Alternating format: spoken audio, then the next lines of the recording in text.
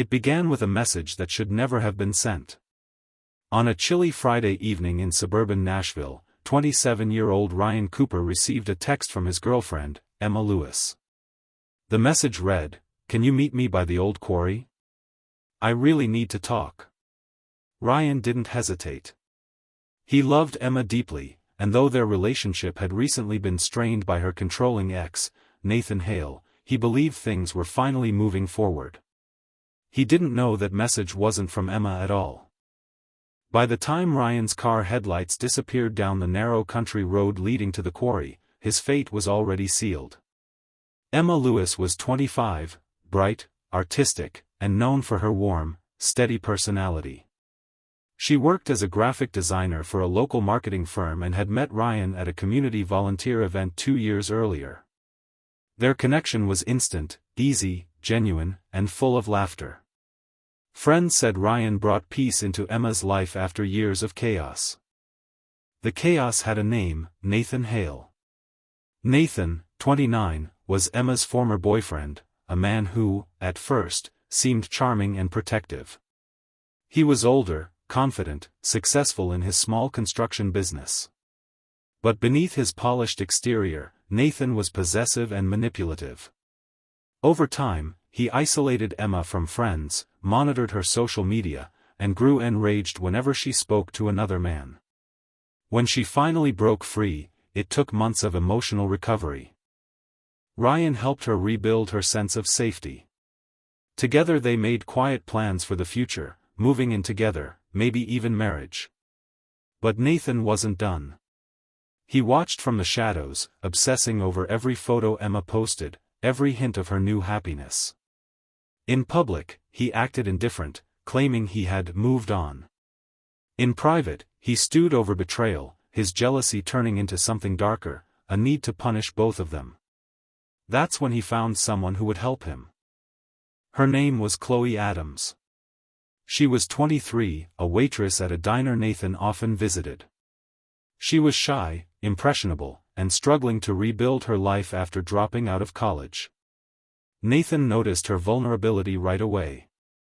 He flattered her, told her she was smarter than people gave her credit for, and slowly drew her into his confidence. Over late-night conversations, he convinced her that he was the victim, that Emma had ruined him and that Ryan had stolen everything.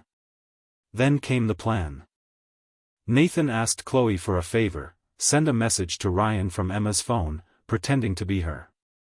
He said it was a harmless trick, that he just wanted to talk to Ryan face-to-face, man-to-man. Chloe hesitated, but Nathan's approval had become intoxicating. She wanted to please him. She agreed. What she didn't realize was that she had just become part of a deadly conspiracy. That Friday evening, Chloe parked her old sedan outside a small gas station, using Emma's number on a burner phone Nathan had given her. She typed out the message Nathan dictated, the one that would lure Ryan to the quarry. When she hit send, her hands trembled. Minutes later, Nathan texted her, "Good. It's done. Just stay out of sight." She didn't know that Ryan would never return home that night. The next morning, Emma awoke to silence, no reply to her goodnight text, no call, nothing. She checked Ryan's location on her phone, the last ping was near the quarry. Her chest tightened with dread. When police found Ryan's car abandoned on a dirt path, the driver's door open and his phone missing, the investigation began. No one yet suspected the truth, that jealousy, manipulation, and a digital trail of lies were about to unravel into one of the most haunting cases the city had ever seen. The morning after Ryan Cooper vanished, a low mist hung over the edge of the old quarry. The air was cold, damp, and silent except for the distant hum of a highway. By 8 a.m., police tape fluttered in the breeze as officers combed the area. Ryan's black Honda Civic sat crooked on the narrow path, one door open, the key still in the ignition. Inside were his wallet, jacket, and a half-empty bottle of water. No sign of a struggle. No sign of Ryan. Detective Laura Briggs, a seasoned investigator with 15 years on the force, crouched near the driver's seat. No blood, no prints out of place, she murmured. It's like he just disappeared. Her partner, Detective Anthony Morales, was younger and sharp-eyed. He pointed toward the gravel. There, fresh tire tracks. 2 different vehicles. One's his. The other, larger, maybe a truck. They marked the tracks, photographed the scene, and began tracing Ryan's last known movements. Back in her small apartment on Pinehurst Drive, Emma was pacing the living room, clutching her phone.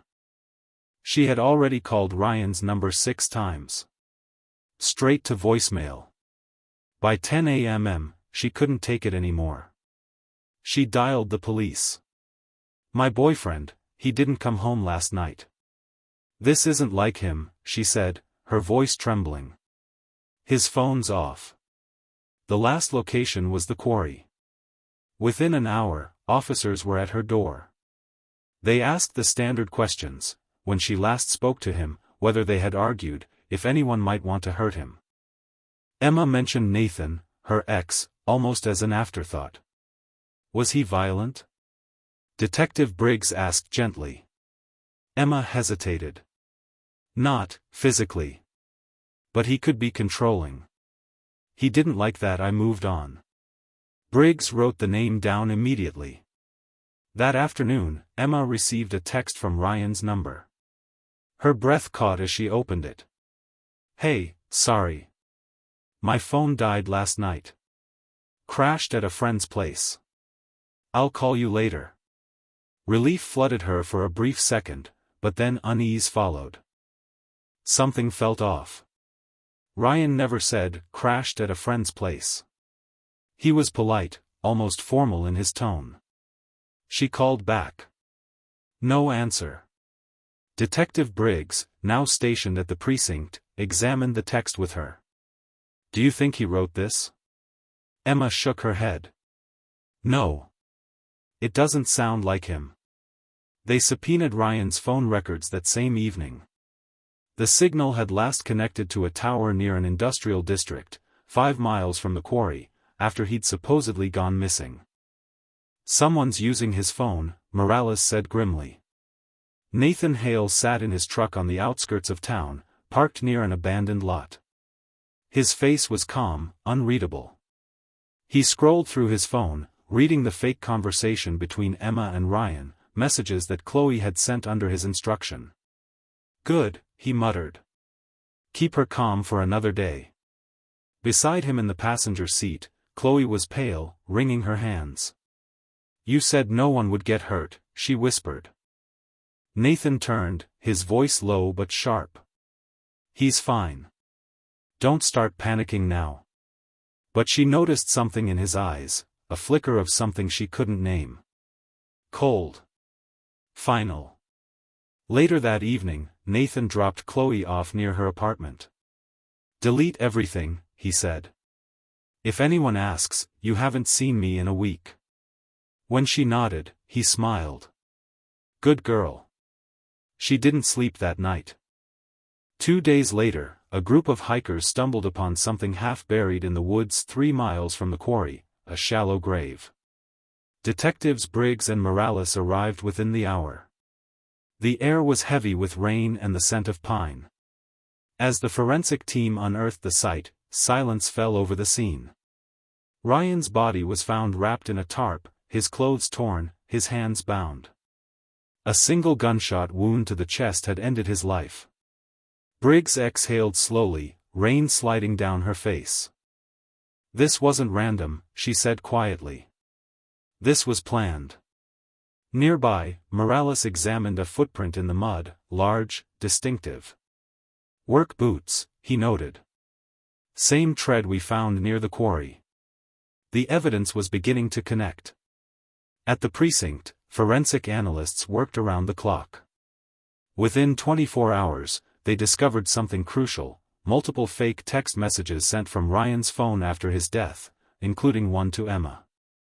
The messages had been transmitted from a secondary device linked to a prepaid SIM card purchased under the name Chloe Adams. Briggs's pen froze mid-note. Who's Chloe Adams? Emma's eyes widened when she heard the name. She's a waitress at the diner Nathan goes to all the time. A silence filled the room. Then, Briggs said, "We might have just found our link." The next morning, police arrived at Chloe's apartment with a search warrant. What they found would shatter the quiet suburban calm, and reveal just how deep Nathan Hale's plan for revenge had gone. When officers arrived at Chloe Adams's small apartment on the east side of Nashville, the air inside was heavy with the scent of old coffee and panic. Chloe sat on the edge of her couch, trembling, as detectives Briggs and Morales scanned the cluttered living room. On the table lay 2 cell phones, one her own, the other a prepaid burner, and a crumpled fast food receipt dated the night Ryan vanished. Detective Briggs held up the burner. "This yours, Chloe?" Chloe hesitated, her voice cracking. "Nathan gave it to me. He said it was for emergencies. I didn't do anything wrong." "Then you won't mind explaining why texts from that phone were sent to Ryan Cooper, pretending to be his girlfriend, hours before he disappeared?" Tears welled in Chloe's eyes. "He told me it was just a prank. That he wanted to scare Ryan a little, make him stop talking to Emma. I didn't know what he was planning. I swear." Briggs exchanged a glance with Morales. They'd both heard that line before, but there was something genuine in Chloe's trembling voice. Fear, yes, but not the kind that comes from guilt. It was the kind that comes from being trapped. At the precinct, under the harsh fluorescent lights, Chloe's story began to spill out in broken fragments. She met Nathan about 6 months earlier at the diner where she worked. He'd been polite, generous with tips, and attentive in a way that felt comforting at first. When he learned she was struggling to pay rent, he offered help, a few $100s here and there. Then came the control. He started telling her what to wear, where to go, even who she should avoid. He said people always betray him, Chloe whispered. That I was different. That he could trust me. Then, about 2 weeks before the murder, he started talking about Emma. He said she ruined his life, Chloe continued, wiping her eyes. Said she was seeing someone who didn't deserve her. He wanted to teach them a lesson. I thought he was just angry. I didn't think he meant. She stopped, covering her mouth. Detective Morales leaned forward. What did he ask you to do? Chloe's voice dropped to a whisper. Send the message from her number. Tell Ryan to meet her at the quarry. Nathan said he'd handle the rest. That's all I did. I never saw Ryan again. Briggs pushed a photo across the table, the tarp-covered site where Ryan had been found. This is what he handled, Chloe. Chloe broke then. Her shoulders shook as she sobbed into her hands. Later that night, detectives combed through Chloe's phone records and financial statements. One message thread stood out, dozens of texts between her and Nathan in the days before and after Ryan's disappearance, all deleted from her device but recovered from the network logs. We're good. He took the bait. Don't panic. Stick to the plan. You did great. Proud of you. The last message was sent the night Ryan's body was likely buried.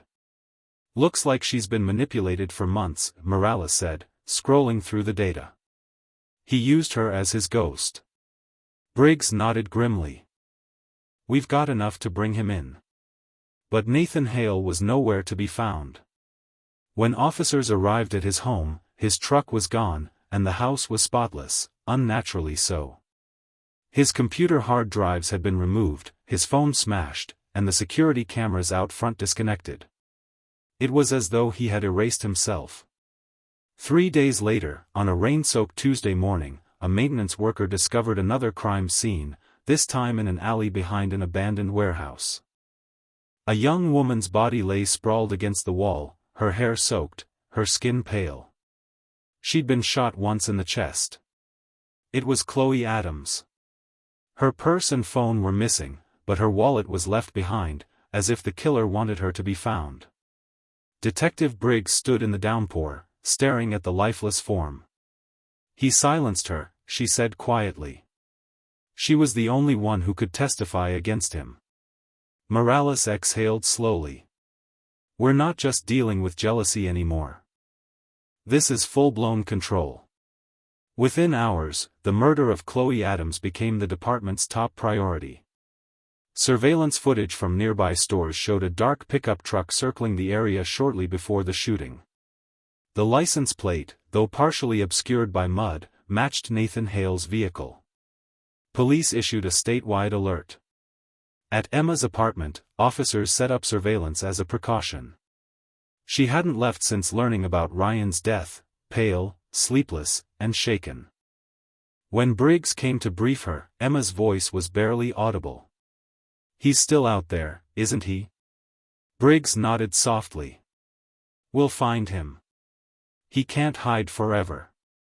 But deep down, both detectives knew the truth. Men like Nathan didn't run. They circled, waiting for the right moment to strike again. Late that night, Morales's phone buzzed. It was a hit on the vehicle. Nathan's truck had been caught on a security camera outside a storage facility on the edge of town. Inside that storage unit, officers would uncover the final pieces of a plan that had started as revenge and ended in cold-blooded murder. And what they found next would reveal just how far Nathan Hale had gone to make sure no one ever walked away from him again.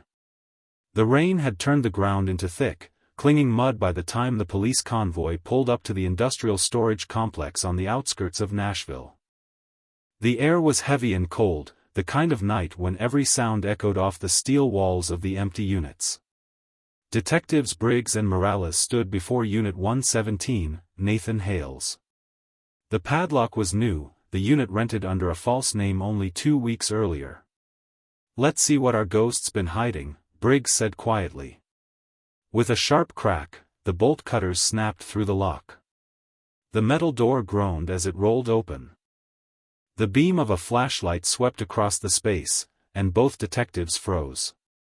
Inside, the unit looked more like a command post than a storage room. A folding table sat in the center, covered with maps, photos, and printed messages.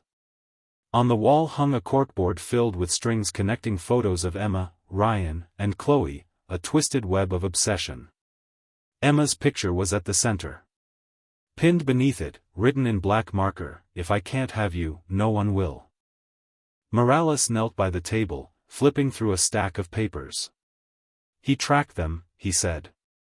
Phone pings, schedules, even GPS routes. There were printouts of Emma's social media posts, timestamps from Ryan's phone records, and even photos taken through a car window, snapshots of Emma shopping, jogging, entering her apartment. Next to the pile sat a small black case.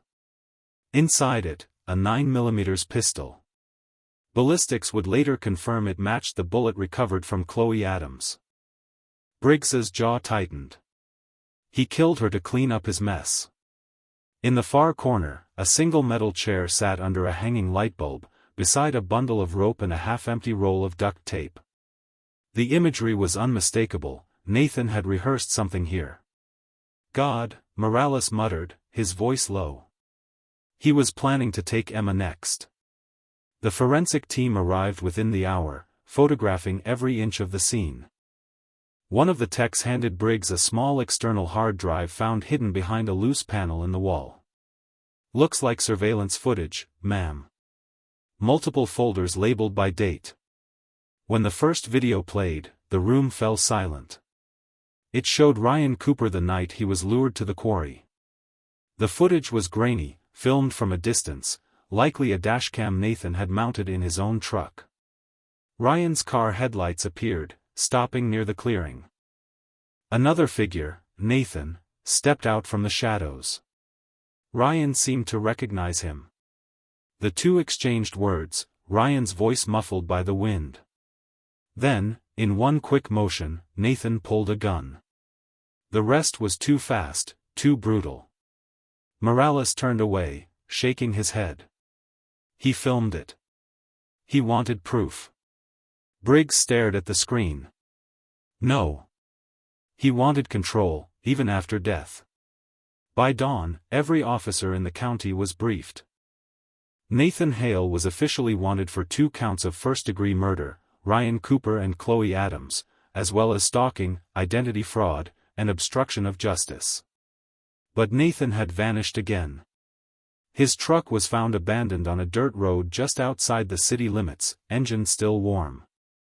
Inside, nothing but an empty coffee cup and a crumpled photo of Emma, the corners worn from being handled too often. "Every time we get close, he slips through," Morales said bitterly. "Not this time," Briggs replied. "He's losing control. That's when they make mistakes." At home, Emma barely slept. The police had installed security cameras and stationed a patrol car nearby, but every creak in the hallway made her jump. Her phone buzzed once around midnight, an unknown number. Her stomach clenched. The message read, "You think they can protect you? You belong to me." She froze, staring at the screen. The number traced back to a Wi-Fi texting app, untraceable. By the time Briggs arrived, Emma was trembling, her hands clutching the phone like it was a live wire. "He's watching me," she whispered.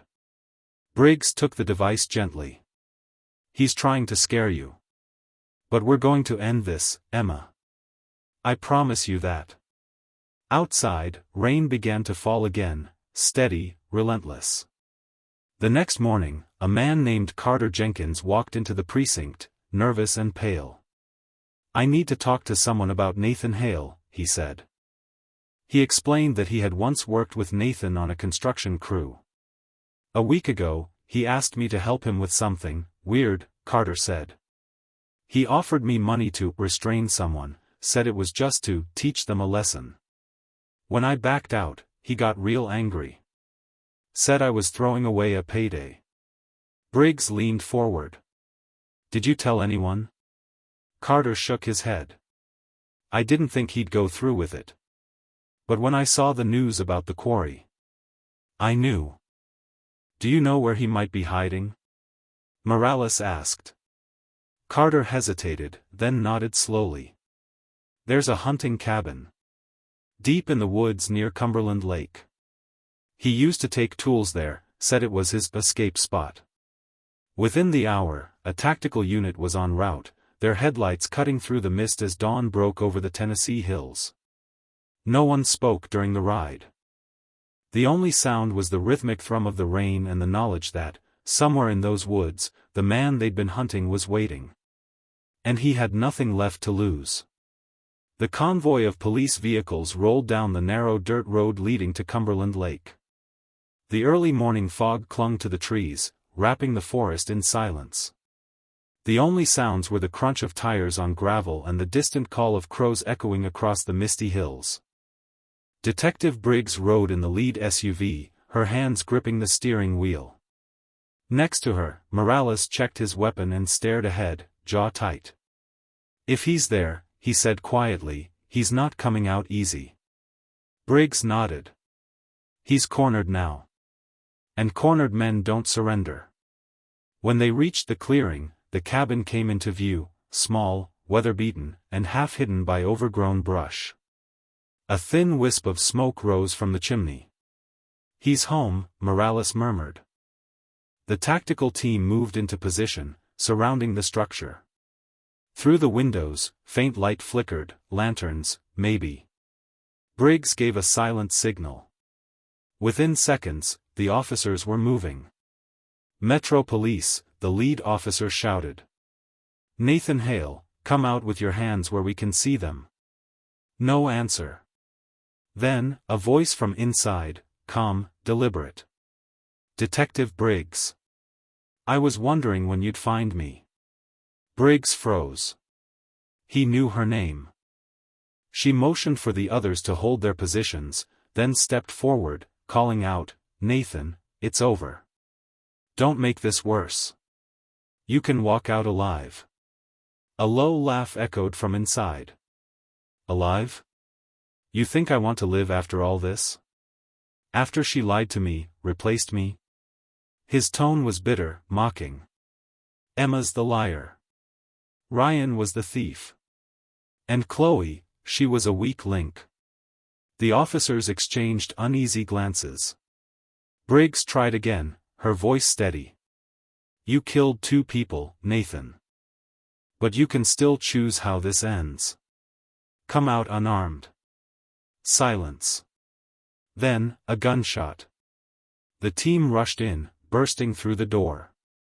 Inside, the air was thick with smoke and the smell of burnt wood. The cabin was dimly lit, cluttered with beer cans, tools, and scraps of paper covered in furious handwriting. At the back of the room stood Nathan Hale, gaunt, unshaven, holding a pistol. For a moment, no one moved. Nathan, Briggs said softly, stepping forward. Put the gun down. He smiled, cold, detached. You don't get it. None of you do. I was supposed to win her back. But she made me a ghost. Just like them. His eyes flicked toward the table beside him. Briggs followed his gaze, and froze. On the table sat a small tablet, its screen glowing. A live feed from Emma's apartment filled the display, her kitchen, her front door, her living room. He had been watching her in real time. Where's the camera feed coming from? Morales whispered, scanning the screen. Nathan smirked. You're too late. In that split second, he raised the gun. The room erupted in chaos. Officers dove for cover, shouting commands. Briggs lunged forward, firing once. The bullet struck Nathan in the shoulder, spinning him backward. He hit the floor, the gun skidding away. For a heartbeat, everyone froze, then 2 officers tackled him, cuffing his wrists behind his back. Briggs stepped over, breathing hard. It's over. Nathan's lips curled into a faint, unsettling smile. No, he said softly. It's just beginning. Before anyone could respond, a phone buzzed on the table. It was his. The screen showed an alert, camera disconnected. Briggs's stomach dropped. Morales, get a unit to Emma's place. Now. As Nathan was dragged to his feet, Briggs sprinted outside, radio crackling in her hand. Unit 12, get to Pinehurst Drive immediately. Possible break-in at victim's residence. The road blurred beneath flashing lights as the convoy tore back toward the city. Rain hammered the windshield, wipers slapping in rhythm with Briggs's heartbeat. Do you think he set someone else up? Morales asked, tension thick in his voice. Maybe, Briggs said, gripping the steering wheel. Or maybe he planned one final message. When they arrived, Emma's apartment door was wide open, the lock splintered. Officers swarmed the building, shouting clearances room by room. Then, a voice from the living room. Detective. Over here. Briggs rushed in. Emma sat on the couch, trembling but unharmed, clutching her phone. He called me, she said, voice shaking. Right before you got here. He said, I'll always be watching. Briggs knelt beside her, relief flooding through her chest. He's in custody, Emma. He can't hurt you anymore. But as she glanced toward the TV stand, she saw a small blinking light wedged behind it, a hidden camera, still recording. Nathan hadn't just been watching her. He'd installed the cameras weeks ago. Every moment she thought she was safe, he had been there, silently observing. By sunrise, Nathan Hale sat in an interrogation room, his arm bandaged, his face blank. Briggs watched him through the glass, arms crossed. He's not talking, Morales said quietly. Just staring. He doesn't need to, Briggs replied. We have everything, the footage, the texts, the weapons, the storage unit. It's airtight. As she turned to leave, Nathan finally spoke, voice low and cold. You think you've won. But you'll see. People like me, we don't die. We leave shadows. Briggs didn't answer. She walked away, his words lingering like a bad taste. Outside, the morning sun began to break through the clouds for the first time in days. But for Emma, and for everyone touched by Nathan Hale's cruelty, peace would not come easily. There was still the trial to face, and the painful truth that some wounds don't fade when the handcuffs click shut.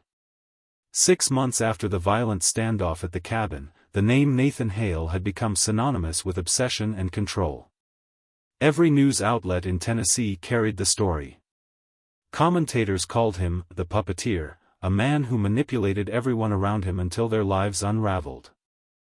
By the time the trial began at the Davidson County Courthouse, the building was surrounded by cameras, reporters, and onlookers hoping for a glimpse of the man accused of orchestrating 2 murders and terrorizing his ex-partner. Inside, the air was tense. Emma Lewis sat in the second row, flanked by her sister and Detective Briggs. She hadn't spoken publicly since the arrest, but her face, pale, tired, determined, had become a symbol of endurance. When Nathan entered the courtroom, shackled and dressed in a gray suit provided by his attorney, he looked almost calm. He nodded once toward the crowd, his expression unreadable. But when his gaze met Emma's, his lips curved into a faint smile. She looked away. District Attorney Howard Pierce stood tall as he addressed the jury.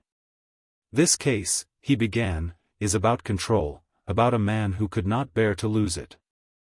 Nathan Hale manipulated, deceived, and ultimately destroyed 3 lives to satisfy his ego." He laid out the sequence of events in chilling detail. The fake messages sent by Chloe Adams. The lure to the quarry. Ryan Cooper's abduction and murder. The staged texts afterward to delay discovery. The killing of Chloe Adams when she became a liability. As photos of the evidence appeared on the screen, Ryan's abandoned car, the tarp in the woods, the storage unit with the maps, the courtroom fell silent. Even seasoned reporters avoided eye contact with the images. Pierce then turned toward the defense table. The defendant wanted total control. And when he lost it, he decided if he couldn't possess Emma Lewis, no one would. Nathan's attorney, Leonard Miles, was known for taking impossible cases. He painted a different picture, that of a man unraveling from heartbreak and untreated mental illness.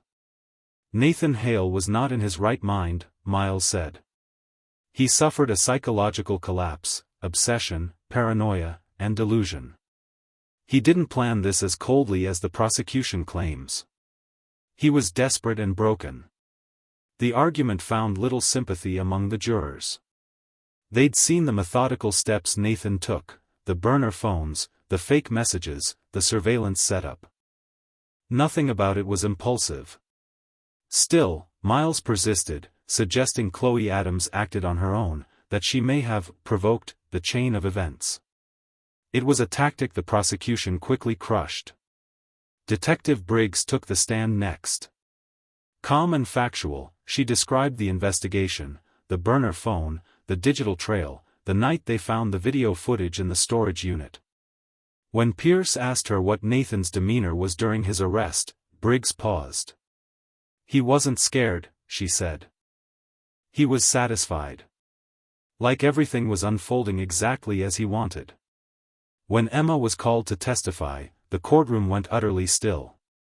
She took a deep breath before walking to the stand, her hands trembling slightly as she swore the oath. Pierce's questions were gentle at first. She described meeting Nathan, the early charm, and how slowly he began to change, the isolation, the manipulation, the control disguised as love. "He used to say I was the only thing keeping him alive," Emma said quietly. At first, it sounded romantic. Later, it sounded like a threat. When asked about Ryan, her voice broke. "Ryan just wanted to help me move on. He was kind. He didn't deserve any of this." Finally, Pierce asked, "Did you ever believe Nathan would hurt you?" Emma looked toward the defense table. Nathan was staring at her, not blinking, not frowning, just staring. "I didn't," she whispered. "Until the day I realized he already had." The jury looked visibly shaken. The prosecution's most devastating moment came when they played the recovered dashcam footage. The grainy video of Ryan's final moments filled the courtroom. Gasps echoed. Some jurors looked away. Nathan's expression didn't change. After the video, Pierce turned to the jury. This is not insanity. This is calculation. Every step of this, every lie, every message, every plan, was designed to make him feel powerful. He didn't lose control. He took it. After 10 days of testimony and 2 full days of deliberation, the jury returned. The courtroom was packed. On the charge of first-degree murder of Ryan Cooper, guilty. On the charge of first-degree murder of Chloe Adams, guilty. On the charge of stalking, identity fraud, and obstruction of justice, guilty. Nathan Hale showed no reaction. He simply leaned back, exhaling softly, as if he'd been waiting for it. Judge Evelyn Harper addressed him directly. Nathan Hale, your actions show a pattern of cruelty and deliberate manipulation. You destroyed lives for your own gratification. This court sentences you to life imprisonment, without the possibility of parole. A murmur rippled through the room. Emma closed her eyes, tears spilling down her cheeks. Detective Briggs placed a steady hand on her shoulder. Nathan glanced toward them one last time as he was led away. That same faint smile lingered, unsettling, hollow, final. Outside the courthouse, rain began to fall again, soft and steady, as reporters shouted questions. Emma didn't answer any of them. She simply whispered, "It's over," before walking away. But for those who had lived the nightmare, over didn't mean the same as healed. There were still nights when Emma would wake suddenly, convinced she saw a shadow near the window. There were days when Detective Briggs replayed the footage in her mind, hearing the echoes of Ryan's final words. Yet, in the midst of the pain, there was a sense of closure, fragile, but real. Nathan Hale was finally behind bars. And for the first time in a long time, the world outside the courthouse felt quiet again. A full year had passed since Nathan Hale was sentenced to life without parole. The storm he created had finally begun to settle, though its echoes still lingered in the lives of those he scarred. Emma Lewis no longer lived in Nashville. After the trial, she sold nearly everything she owned and moved to Asheville, North Carolina, a small mountain town where no one knew her name. She found work as a freelance designer again, trying to rebuild a quiet existence. Her apartment was small but full of light. Plants lined the window ledges, and soft music played most evenings as she painted, something she hadn't done since before Nathan. It wasn't peace exactly, but it was survival. Sometimes, though, in the stillness of night, she'd catch herself looking over her shoulder, half expecting to see a shadow move, or the faint glow of a hidden camera lens. Even with him locked away, the fear he planted still lived in her mind. But little by little, she was reclaiming her life. For Detective Laura Briggs, the Hale case had left an imprint she couldn't wash away. She'd handled dozens of homicide investigations over her career, but this one, this intricate web of control and psychological manipulation, had been different. She often found herself sitting in her office long after dark, the case files still stacked on her desk. Sometimes she reread her notes on Chloe Adams, the young woman caught between fear and obedience. He used her like a pawn, Briggs had said once during the trial. But it was more than that. Chloe had been another victim, one who never got the chance to break free. Every year, on the anniversary of Chloe's death, Briggs sent flowers to the small memorial her parents had built near the alley where she was found. She'd stand there silently, rain or shine, thinking of how easy it is for one person's desperation to become another's ruin. The Hale case changed how she saw her work. It wasn't just about catching killers anymore. It was about recognizing the warning signs before the breaking point, the subtle manipulation, the fear disguised as love. The story of Nathan Hale and his victims remained etched in the collective memory of Nashville. News specials and true crime podcasts revisited the case every few months, calling it the Control Complex. For months, local shelters and counseling centers saw a surge in women seeking help, partners, friends, even strangers who said they'd seen pieces of Nathan in the people around them. The case became a cautionary tale not only about violence, but about the power of manipulation, how obsession could look like devotion until it was too late. Ryan Cooper's family established a scholarship in his name, for students pursuing criminal justice or counseling. The first recipient, a young man from Ryan's old neighborhood, stood at the podium during the award ceremony and said quietly, "This is for those who never got to finish their story." Nathan Hale was transferred to the Riverbend Maximum Security Institution, where he spent 23 hours a day in a cell. His behavior was eerily calm. Guards said he rarely spoke, rarely reacted, and spent most of his time writing in a notebook he never allowed anyone to read. On rare occasions, he granted interviews to journalists, but his answers were cryptic, self-serving. "I didn't destroy anyone," he said in one recording. "They destroyed themselves when they left me." Even behind bars, he clung to the illusion of control. But over time, the interviews stopped. The letters slowed. And eventually, the world stopped caring about Nathan Hale. He became what he always feared most, forgotten. One crisp autumn morning, Emma walked along a wooded trail near her apartment, the leaves crunching beneath her boots. The air smelled of pine and rain. She paused at a small clearing overlooking the mountains and closed her eyes. For the first time, the silence didn't scare her. She thought about Ryan, about his easy laugh, the way he'd always told her, "You can't heal if you keep looking for what hurt you."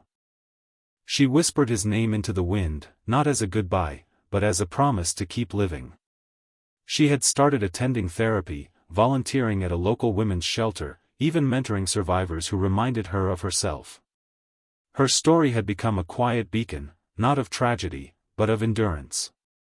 Months later, Briggs visited Asheville while attending a conference. She stopped by Emma's studio, unannounced but welcome. Emma smiled as she opened the door. "You finally took a vacation." Briggs chuckled softly. "Sort of." Her eyes drifted around the room, the paintings, the sunlight, the peace. "You're doing okay." "Most days," Emma said. "Some nights are harder. But I'm learning that healing isn't about forgetting. It's about choosing what to remember." Briggs nodded, eyes glinting with respect. "That's a lesson a lot of us could use." They talked for an hour, about life, about the case, about Chloe and Ryan. And when Briggs left, she felt something she hadn't in a long time: closure. Evil rarely begins with violence. It begins quietly, with control disguised as love, with fear mistaken for care. Nathan Hale's story wasn't just about murder, it was about possession, about how far one person would go to keep another under their grasp. But in the end, he didn't win. Emma found her voice again. Detective Briggs found her purpose. And the community learned to see the warning signs, to speak up before it's too late. The shadows Nathan left behind will always linger in whispers and cautionary tales. Yet, amid those shadows, there stands something stronger, the quiet resilience of those who survived him. And that is where the story truly ends.